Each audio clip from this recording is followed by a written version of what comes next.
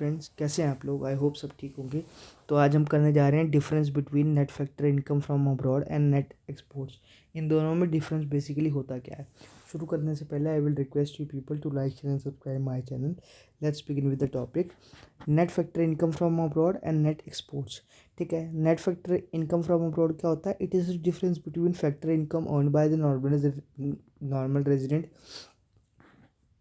Of a country from abroad, ठीक है, and factor income earned by the non resident in the country.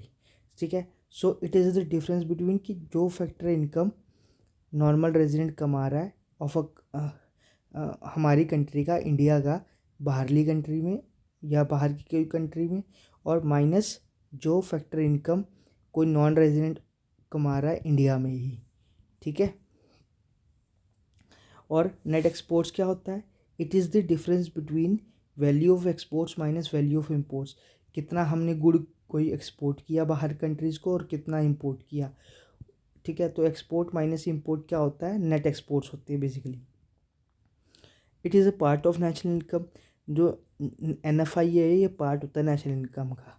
ठीक है, net exports it is part of domestic income. ये जो net export है ये domestic income का part होता है और ये नेशनल इनकम का पार्ट होता है NFI ये।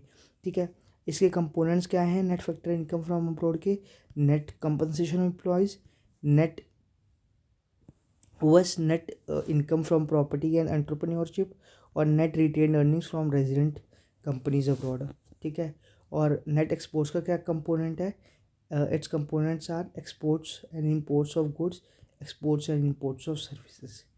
सो आई होप आपको ये डिफरेंस क्लियर है। 2 मार्क में कभी कभार पूछ लेते हैं या फिर बेसिक अंडरस्टैंडिंग के लिए।